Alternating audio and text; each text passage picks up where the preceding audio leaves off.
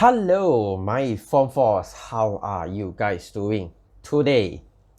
I hope you're well. Okay. So as usual, we will have our live class and this online lesson as well. So in case you missed my live class, okay, or if you want to view the lesson again, okay, so this is it. Alright, so let's continue our lesson, chapter 9. Okay, last week we talked about absorption. Okay, this part is about the continuation of last week actually. Okay, what happens after food passed through your whole small intestine? All the absorption has happened, all the assimilation has happened. Okay, and all the remaining undigested stuff now will go into your large intestine. All right. So this part is what we call defecation. Okay, how your feces or your shit happens. All right. So let's get into it. Function of the large intestine. Undigested food will be moved by peristaltic action of intestinal wall to large intestine where it forms semi-solid feces. Alright, so peristalsis. Okay, it will happen throughout your whole digestive tract until you shit everything out. Okay, so same thing here, peristalsis will still happen, that push your food through, and then you have your semi-solid feces. Okay, what does it mean here? It's still called Kim until now. Okay, do you know what is your Kim? Food will be swallowed down your throat and become bolus, and then once it passes through your stomach, it becomes a yellowish fluid called Kim. And then until now it is still called Kim, but now the Kim remaining is all undigested and what we don't want. We want to throw it away. Alright, so the wall of the large intestine secretes mucus, which helps to bind the feces and lubricate the movement. So mucus here has two functions: to bind the feces so that it's not like everywhere, so that it's one, okay, satu ketul like that, and then to lubricate the movement. Like I said, throughout your whole digestive tract, you will produce mucus because you need to lubricate the thing. If not, if you just rely on peristalsis alone, it is very hard to push the food through. Okay, you need some lubricant, of course, and then along the colon until it reaches the anus. All right, and then the 1.5 long human large intestine can be divided into three parts, namely cecum, colon, and rectum. Okay, so we have three parts here, which is the cecum. Cecum is the beginning part. Okay, and then the long twisting part is the colon, and then you have your rectum, which is the part that you store your feces, and then of course you have your anus lah, which is the hole, okay, that you poop everything out. Okay, so I'm sure you heard of colon cancer. Colon cancer is the cancer in, you know, this twisting part lah. Okay, so cecum, you might say, what's the function here? Cecum is the beginning. It's not so important in us compared to like rodents, okay, rats, rabbits, okay, their cecums are more important. Okay, for us, not so much. Okay, and cecum also contain, okay, the forgotten part which we don't use, which is our appendix. Okay, can you see the appendix here? We don't use it anymore. Last time we have appendix to secrete something called cellulase, which is to digest cellulose, but we don't eat much cellulose anymore, so we don't need it anymore. So the appendix kind of just sits there, okay, doing nothing. Okay, should you go surgery to remove it? If it's inflamed, if it's swollen, yes. Appendicitis, yes. But if it's fine, then you can just leave it there. Okay, actually scientists say appendix has some properties that helps your digestion. Okay, so just leave it there. Okay, it's fine. So the large intestine carries out two main functions. Number one, which is the absorption of water, or I like to call it reabsorption of water. Okay, most water are absorbed in your large intestine. Okay, that's why in the morning, the first thing you do, you drink water. Okay, so when you drink water, water will go down to your large intestine, and then it will absorb the water, and then the remaining water will go to your rectum, and it will actually make you feeling wanting to poop, wanting to shit. Okay, that's why after drinking 1 cup of water in the morning, oh, you feel like you want to go to the toilet already, because you're actually increasing the pressure in your rectum so that you have the urge to go and shit. Okay, so and mineral salt, okay, metabolic byproducts of some bacteria such as vitamin B, okay, particularly vitamin B12. Okay, B12 is mostly absorbed in the large intestine. It is provided by the bacteria in our large intestine. Okay, they are the good guys. Okay, they are the good bacteria, and vitamin K and folic acid. Okay, then of course formation of feces. Okay, which is our shit lah. Okay, so two functions here: water and shit. Okay, so make sure to drink a lot of water. Okay, if not, okay, what happens if you don't drink enough water? Your large intestine will try its best to draw out all the water from your food. So now what happens? Your feces becomes very dry. That's where you have your constipation. All right, so you don't want that to happen, so make sure you drink enough water. All right, so let's look at the absorption of water and vitamins in the formation of feces. So you actually have 4 parts here, okay, which is the cecum, I told you. The first part, the colon, the long part, rectum, the storing part, anus, the hole. All right, so let's look at one by one. So cecum is the first section of large intestine which possesses a valve to prevent food returning to small intestine. Okay, similarly to your stomach, okay, which is called the pyloric sphincter. Same thing here, you have something a valve so that food doesn't flow back to your small intestine. Okay, why do they need that? Because food is very slow, like your inside your vein, blood is very slow. When you have slow movement, you have flow back, okay, or backflow, whatever. So the valve is to prevent that. Okay, and then it absorbs fluid and salt that remains after completion of intestinal digestion and mixes contents with mucus. And also important here, the mucus is to lubricate everything. And then colon is the main part here. The second and longer section of the second longest of the large intestine. Okay, the contents, undigested food. Okay, you have bowel pigments here. Believe it or not, fun fact, bowel is the thing, okay, you still remember bowel is the one that helps you emulsify your fat. Okay, bowel is actually dark green in color. It's the thing that gives your shit the brown color. Okay, Kim is yellow, bowel is dark green. You mix them together, you sort of get a brown color. That's why your feces look brown. Okay, so toxic substance, dead cell, epithelial cell. Like I said, your whole digestive tract is lined with epithelial cell. So your shit would have epithelial cell on it, okay, dead epithelial cell, okay, but no worries, your body will replace it every day, okay. And water moves slowly in the colon by peristalsis. Like I said, peristalsis happens throughout the whole process, okay. So to smoothen this peristalsis, okay, you need to give it fiber, of course, okay. And then water is reabsorbed along the colon to prevent dehydration if all the water is eliminated from the body, okay. So if you don't drink enough water, your colon is going to get water from the food, okay. And then fiber stimulates peristalsis as well as absorb water, which help to soften feces. Like I said, we have something called bulk, okay. Fiber loves water.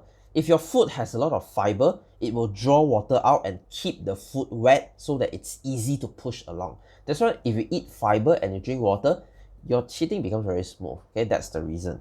All right, and that helps to soften feces. Feces are formed when it's semi-solid. The remaining water has been reabsorbed from the undigested food. So your feces should be close to solid, okay. If it is very soft, then, or if it's very hard, then you are doing something wrong, okay. Your diet is not right, so check your diet, okay. And then rectum, feces takes about 12 to 24 hours before entering the rectum, okay. So it is stored here until it is full, okay. The last section of the intestine where feces is kept before it's excreted through the anus. As feces accumulate, the pressure in the rectum increase, causing a desire to expel the feces from the body. Mostly it's in the morning. You should feel the urge to defecate, okay, or to shit in the morning, okay. If it's normal, then it's once or twice per day, okay, twice being the most. Like if you shit like 3 or 4 times per day, you're doing something wrong, okay. I think it's maybe you're eating too much fiber, okay. Most of us don't have that problem. If you are shitting once per 2 days, then that is really something wrong, okay. You are having constipation. All right, so eat more veggies. All right, so and then the anus, feces are then eliminated from the body, called defecation. Please don't say shitting in your exam, okay. Defecation is the proper word. All right, and then the role of microorganisms in the colon. Okay, I want to talk about this. Okay, colon is the place where all the microorganisms hang out, okay. They don't hang out in your stomach because for obvious reasons, you have your acid in there.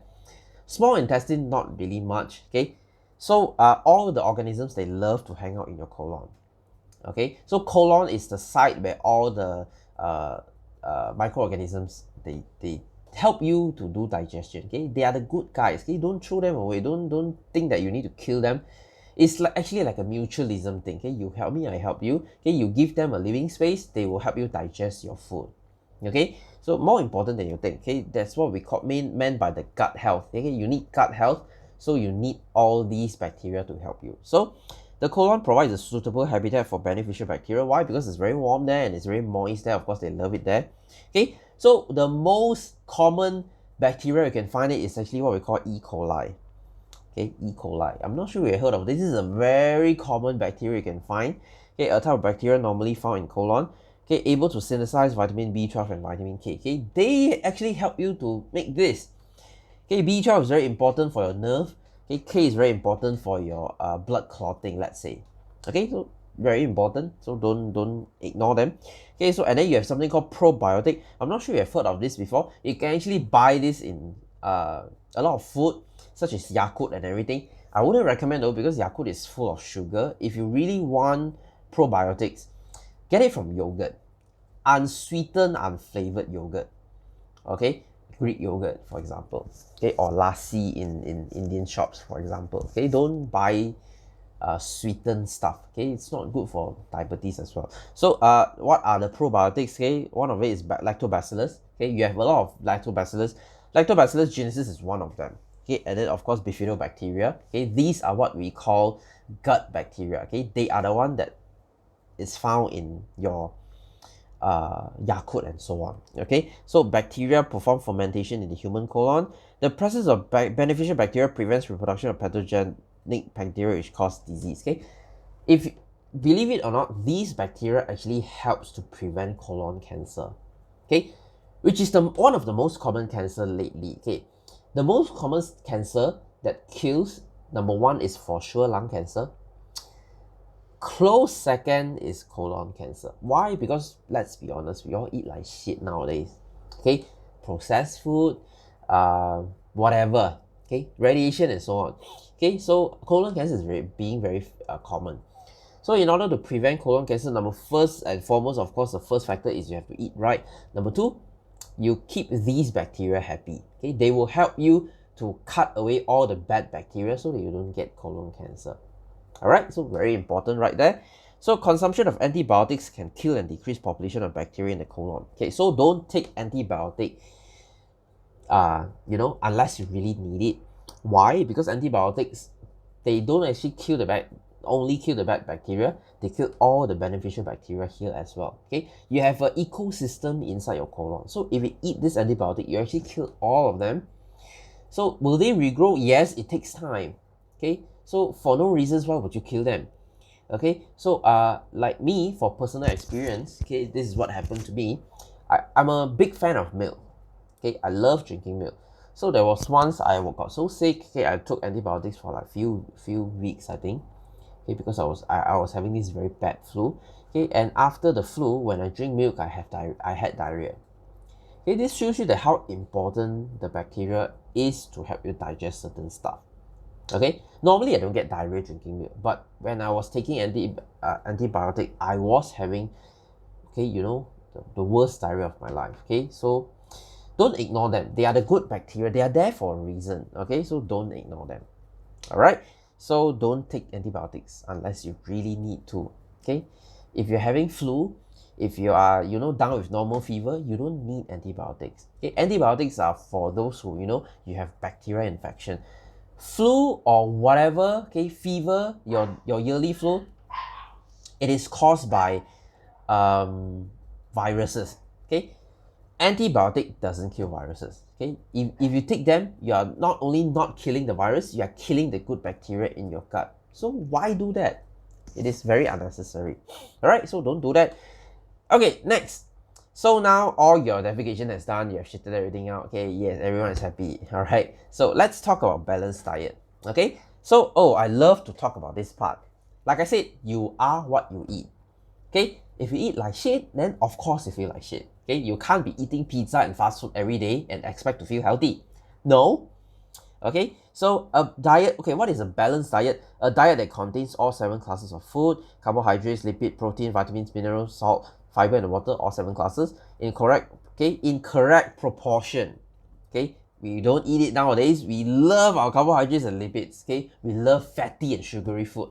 We are eating a lot, shit ton of fats and sugar, and then vitamins and mineral and fiber, we don't really eat that. Those are the boring, healthy food, okay, for old people. Okay, please don't think that, okay? We were so, our education towards food is so wrong nowadays, okay? I wish to point out that, okay, we were taught that junk food is rewarding. That is a wrong concept, okay? Whenever you get a good result, whenever you perform well in an exam, whenever you finish a competition, oh yeah, let's celebrate with a cake. We were taught that, oh, cake, full of sugar, full of fats, it's a rewarding food. So we crave for it since we were, kids, okay? Drinking soft drink is happy. It's the good food, okay? We are championing junk food over, veggies and vegetable, okay? Veggies and fruit, sorry. Okay, have you ever heard that, oh, you got an A in exam, let's reward you with an apple? Why would I want an apple? I want soft drink, god damn it, I want donuts.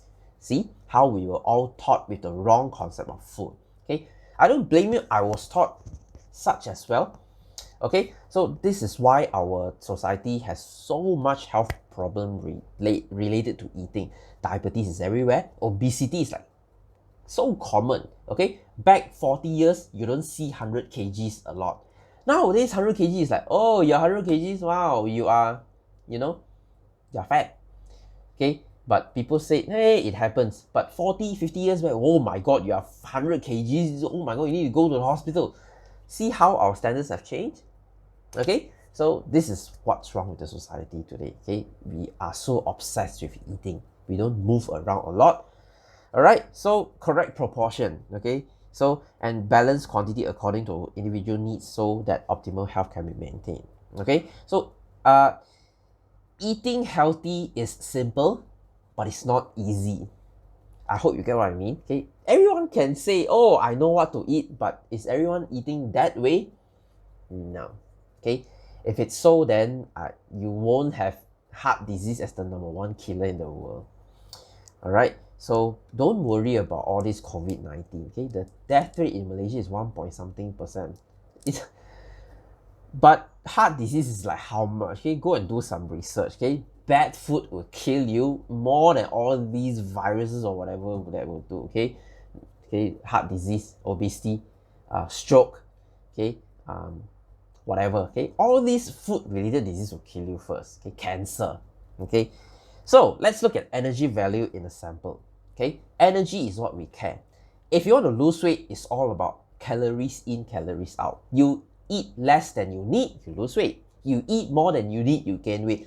As simple as that. You don't need to follow any, one of those stupid diet, follow, oh, eat fruit for a whole week, you will lose it. Of course you will lose weight. But can you lose weight in the long term? No, you're going to rebound and eat junk and you're going to be fat back. So don't do it. Okay, follow a diet that is balanced, that you can follow. Does it mean you don't eat junk? No, you can eat junk once in a while. Okay, balance, like I said, balance. Okay, you eat junk once in a while and then you eat mostly healthy food. That's what we call balance. Okay, playing computer game is, bad for health if you do it long term. But does it mean you don't play? No, I play it. Okay, you enjoy in moderation. So that's what I mean by balance. All right, so energy value. What is energy value? It's the amount of heat produced when 1 gram of food is completely oxidized. Okay, how much energy is contained in a food. Okay, so we measure this by using something called joule per gram or kilojoule per gram. Okay, or if you are like me, I use calories. Okay, or kilocalories. Okay, but why do we use joule? Because joule is the SI unit. Okay, calorie isn't. When you look at food labels, normally they'll put it both, okay, joule and calories. All right, so let's look at the formula. So there's a new word I want you to learn: specific heat capacity of water. Okay, what is this? You will see this in physics. Okay, I'm not sure whether you've learned this yet. This is in heat. Okay, so specific heat capacity of water is 4.2. What does it mean? Okay, can you see here? 4.2 joule per gram per cm per degree Celsius. Okay, what is the specific capacity? Specific capacity means how much heat can water absorb. Okay, when I say a specific capacity of something means how much heat can you contain in something. Okay, 4.2 means this means that 4.2 joule of energy is needed to raise the temperature of water of 1 gram by 1 degree Celsius. Okay, can you see per gram per degree Celsius means 1 gram 1 degree Celsius. Okay, means if I have a gram of water, let's say this is a cube of water which is 1 gram. To increase this 1 gram of water by 1 degree Celsius, I need to give it 4.2 joule of energy. Okay, that is pretty much. If you ask me, okay, if you compare it to, like, let's say copper, okay, if 1 gram of copper you want to increase it by 1 degree Celsius, you only need to give it 0.8 joule. That's why copper doesn't really absorb much heat. Okay, that's why metals can get heated very fast. Okay, because if you give it a little bit of energy, they will already increase their temperature. But for water, it's different. You need to give 4.2. That's a lot of energy to give for one small cube of water. That's why water can absorb a lot of heat. When you have frying pan that is sizzling hot, you put it into water, you can hear the sizzling sound, and then the heat is gone. Okay, water is a very good heat absorber. Okay, that's why we love to use water in cooling stuff. All right, in your car, for example, you use water. All right, so same case here, we use water. See how much, okay, we will burn a food and then we will measure how much temperature the water increases. Okay, if you get what I'm trying to say. Let's say I burn one peanut, okay, and then I use that fire to heat this water. Yeah, I know there's no water here. And then we measure how much temperature increase in this water. Then we would know how much energy is in that one peanut. Okay, because we know water is 4.2. Okay, water is very easily measured. So by measuring water, we can know how much is in that food. Okay, that's why we use something called a bomb calorimeter. Okay, calorimeter, whatever. Okay, it looks like this. Okay, basically, it's a meter that you use to measure food. Okay, the energy content of food. Okay, so you might see, oh my god, so what is this formula? Why is it so long? Okay, for me, I don't like to use this. Okay, for me, I don't like to learn new formula. I like to use old formula. Okay, let's learn this formula from physics. Okay, I don't know whether you've learned this yet. Okay, but good to learn something new. Okay, if you have learned this, then good for you. If you haven't, okay, then please learn this because you carry this in your physics. Okay, so in order to calculate energy, we use the formula of Q equals to mc theta. Okay, please memorize this formula. Okay, so what does it mean? Q means energy. Okay, M means mass. Okay, C means specific heat capacity, which they will always give. You don't have to worry about the C. Theta means temperature change.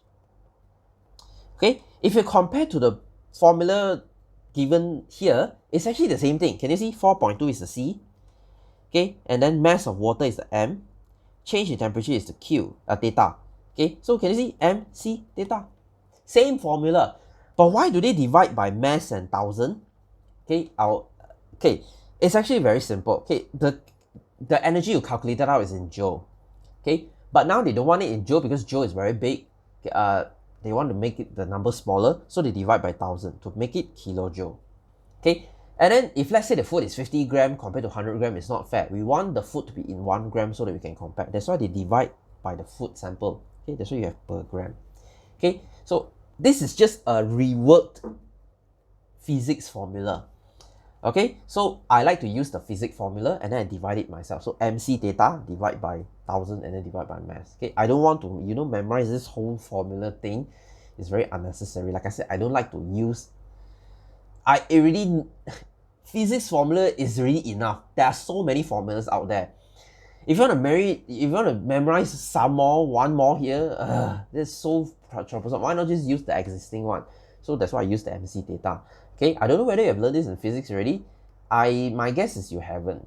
Okay, so if you haven't, you can refer to the heat chapter in physics. Okay, I don't know about the new syllabus. You can refer to the heat part. You will definitely see this formula, mc theta. Okay, this is how we used to measure heat. Okay, so this is how a bomb calorimeter looks like. Okay, your lab one probably looks like this. Okay, if you go to the professional food testing lab, you will see this. The concept is the same, but why does the one look like this? Because this is more accurate. Can you see they immerse the whole thing in water? So all the heat energy from the food will be released to the water for sure. Okay, there is almost close to zero energy loss to surrounding. Okay, you can't get zero energy loss, but you know, pretty accurate. But yours, can you see you're burning in air? And then you have wind blowing here and there. That's why you put the windshield here. Okay, does it help? Yes, it helps. But is it going to be accurate? Not as much as the one that you found in a proper food testing lab. Okay, but of course yours setup is free, but theirs maybe they waste like 30,000 to get a setup like this. So I mean, you can't complain. Okay, if it's close to 2 or 3% of accuracy, I think that's pretty damn good enough. Okay, so I'm not sure whether your teacher will let you do this because there are a lot of margin of error. Okay, because let's be honest, you want to burn a cashew nut, it's not easy. It's not like you can, oh, I take a cashew nut, I put fire, oh, the thing will start burning. No, food is very hard to burn. Okay, you tell me you're going to burn rice. Okay, try and burn rice. Okay, yes, you might burn it, but will you burn it completely to release all the energy inside? I'm sorry to say you won't. Okay, so that's why you need a bomb calorie meter like this. Okay, in this meter, they will ensure every inch of the food, every gram of the food is burned to release whole energy. But your shitty setup most likely won't. Okay, but who cares? Okay, you get the concept here. Okay, so let's look at some experiments that we have done. Okay, so mass of water is 20, 20, 20. Okay, we keep the mass of water constant. Okay, and then mass of nut sample 0.8, 0.5, 0.4. Okay, initial temperature is 30, 30, 30, and then final temperature is 90, 65, and 45. So increase in temperature. This is our data.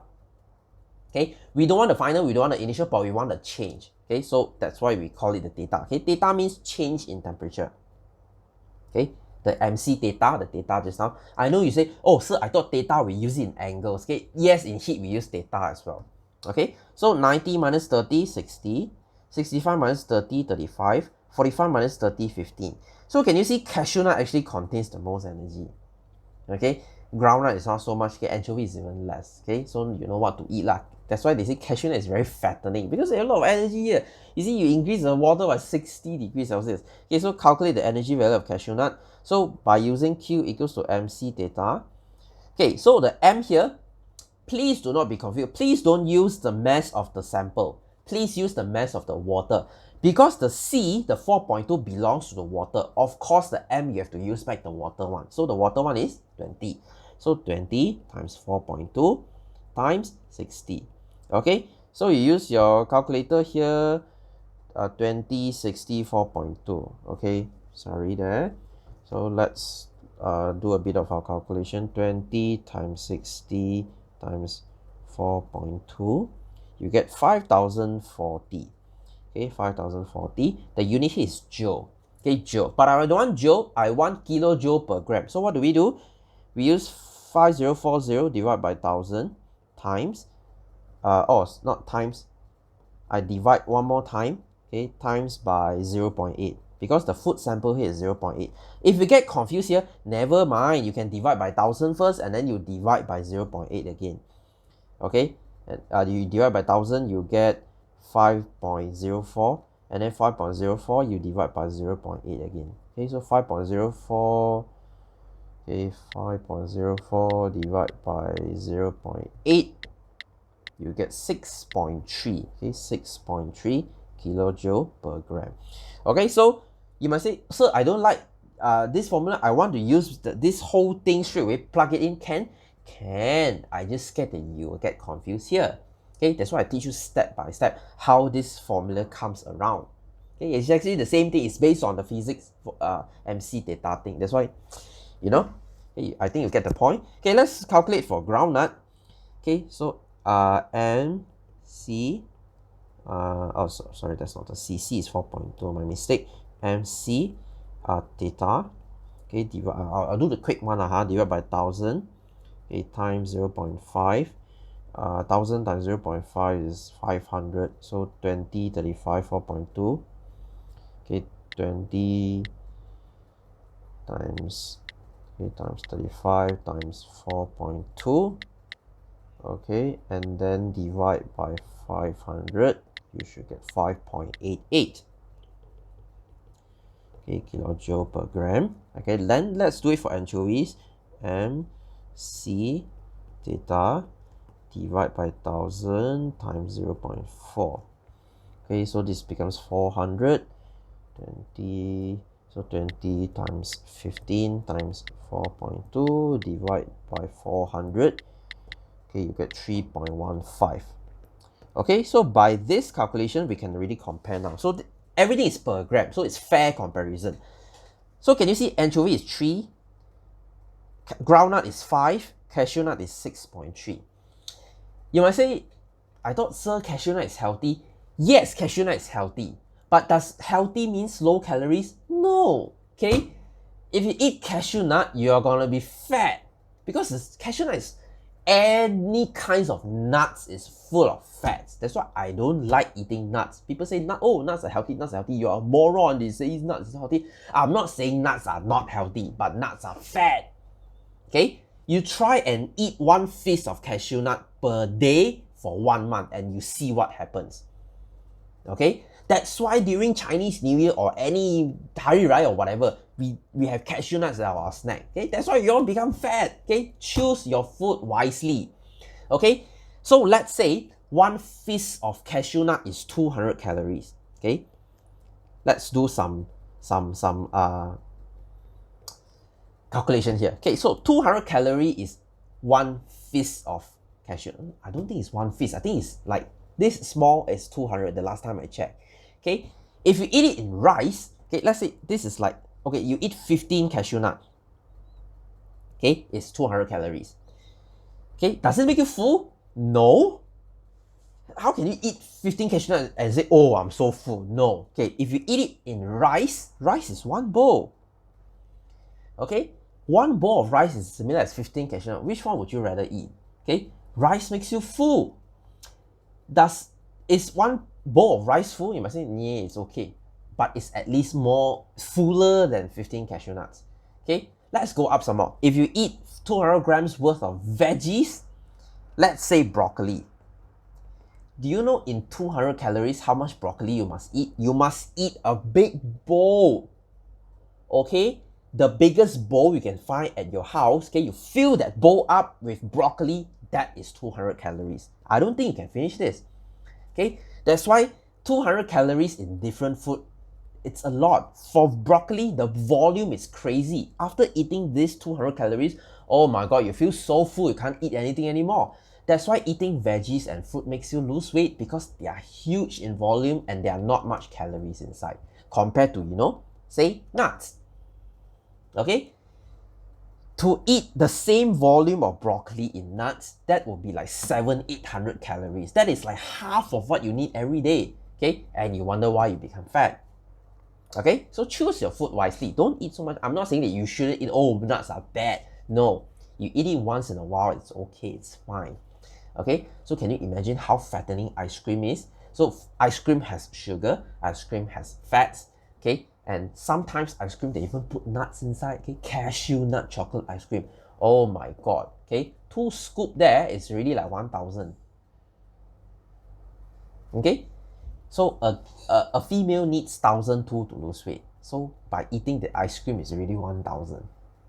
Okay, so don't starve yourself. Find some low calorie food that you can eat that makes you full.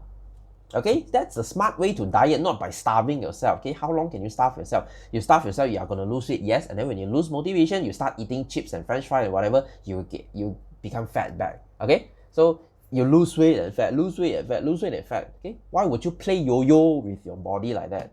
Okay, unless you want to screw it up. Okay, that would be a stupid thing to do. All right, so let's continue with the vitamin C content in various fruit juices. Okay, I know this video is getting a bit long. Okay, that's what proper food education I'm teaching you right now. Okay, so vitamin C. Okay, vitamin C in food. Okay, this is quite an important part in this chapter. So vitamin C, or there's another name, we call it ascorbic acid. Okay, in fruit juice can be determined. Okay, this is another food test. Okay, food test. Okay, I'm sure you already learned your iodine test. Your what else do you learn?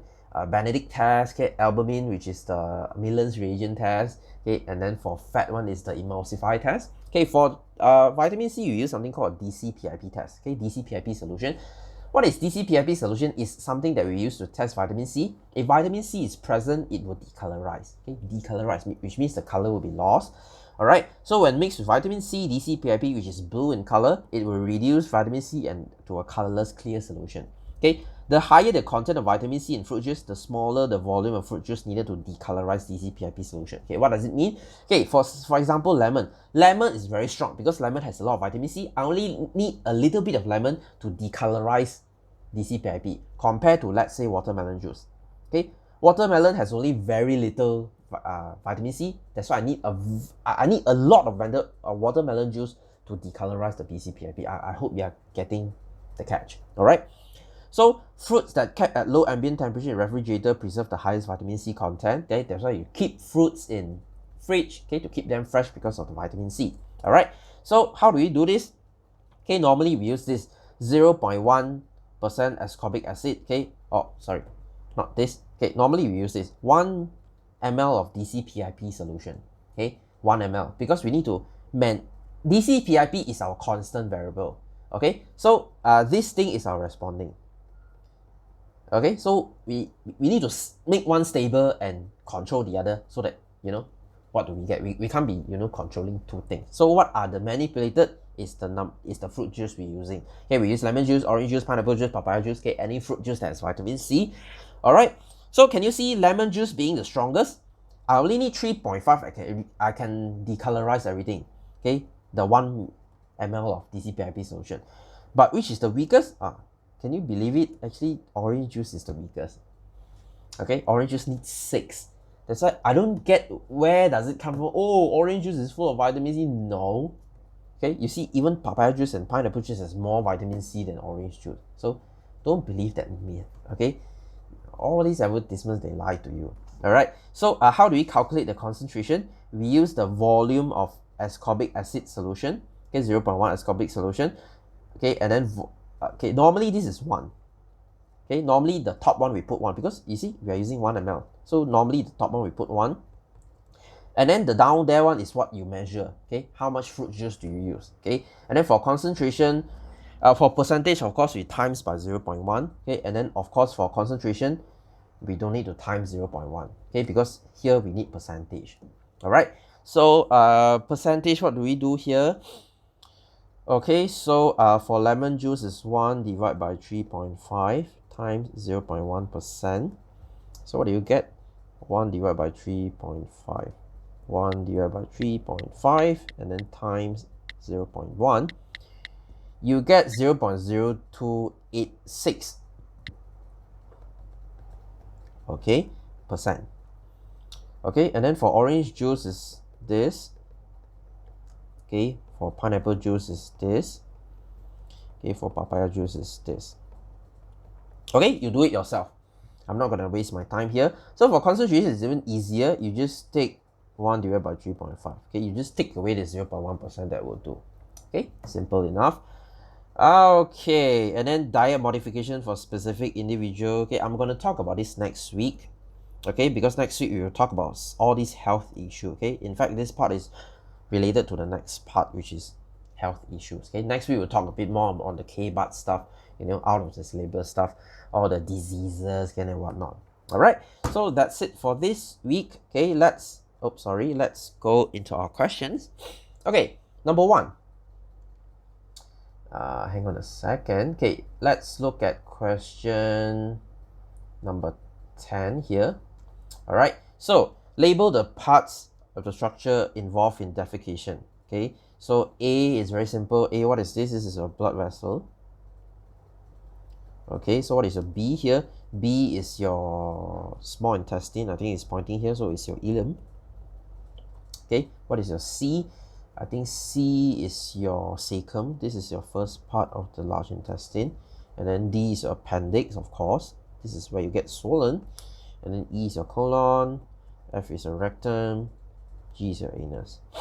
All right, pretty straightforward there. Okay, function of the cecum. Okay, what is it for?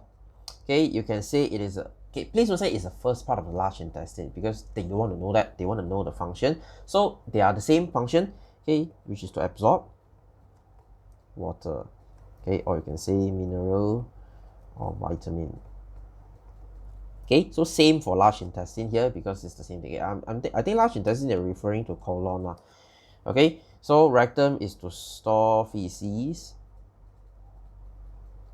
Okay, and then anus is to eliminate feces during defecation. Defecation. And then C, state the part of the digestive system where formation of feces take place. So where feces forms, which is a colon.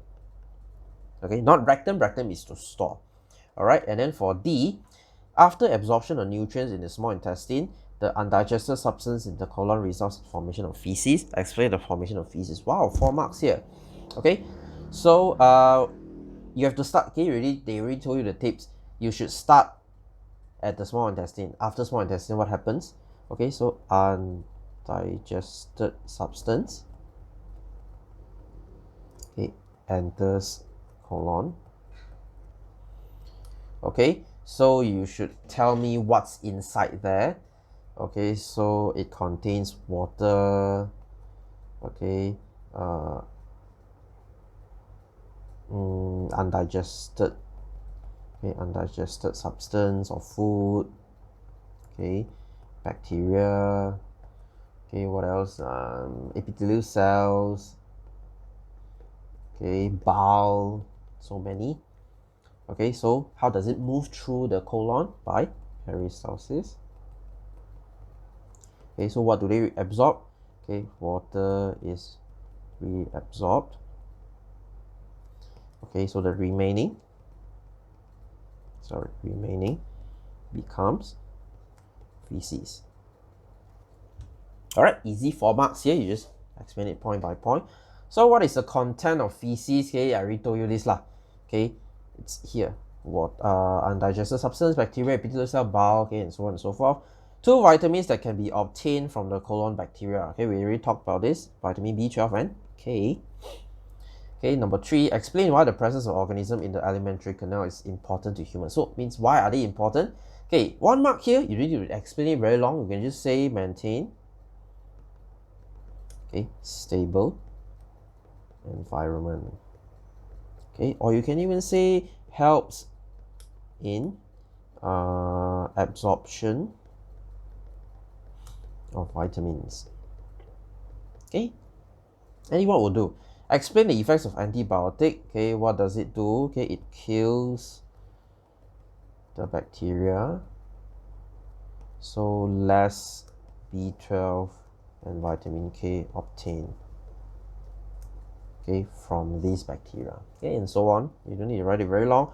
What is the function of fiber in colon? Okay, very simple. Okay, it stimulates, okay, peristalsis. Okay, or you can even say absorbs water, okay, to soften feces. Okay, that's how fiber helps you shit anyway. Okay, so next, diagram 3 shows a setup. Okay, a bomb calorimeter. Okay, this is what we talked about just now. State the manipulated variable. Okay, I already told you what's the manipulated variable here. It's the type of food.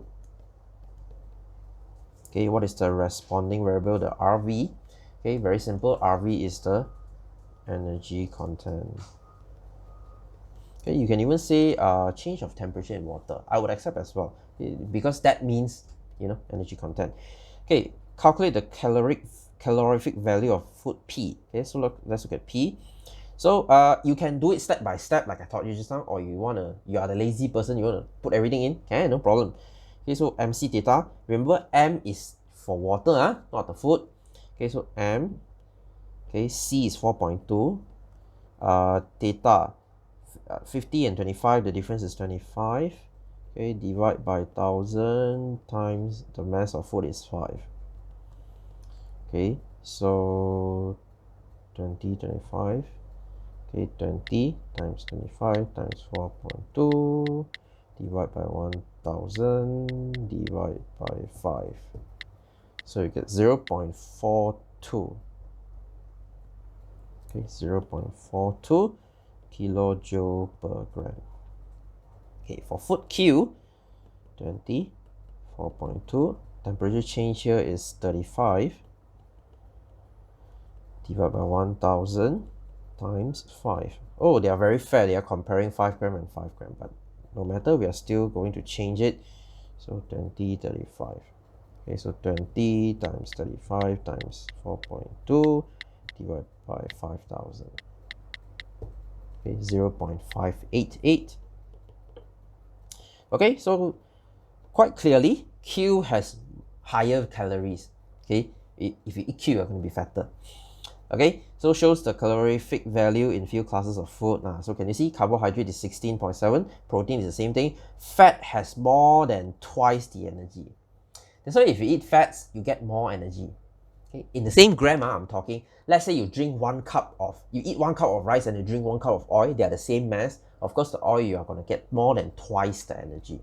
Okay, so diet smartly, eat less oil. That's why they always preach this thing. Okay, so calculate the total calories consumed by Susan.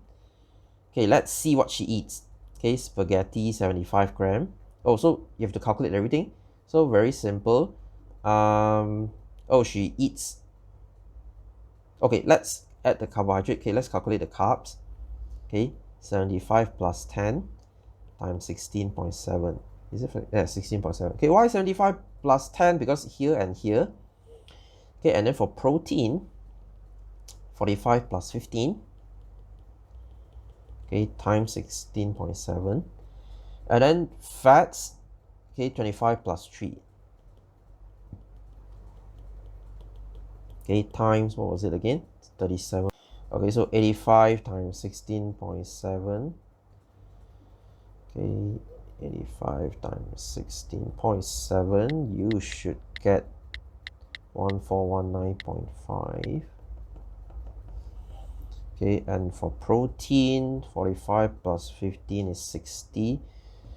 So 60 times 16.7, you get 1002. And then 28 times 37.6. 37.6. So you get 1052.8. Okay, so you add them together. This is the total she eats. Wow, that's a lot of number. So let's do a quick math here. Okay, so 3, 1 plus 9 plus 2 plus 4, 1 plus 1 plus 4, 7, 4, 3. Okay, this is in joule. Okay, so how do you convert joule to calories? You divide by 4.2. Okay, she actually eats like around 700-800 per meal. That's a lot of calories. Okay, so imagine you eat 800 calories per meal. You eat like 3 meals per day.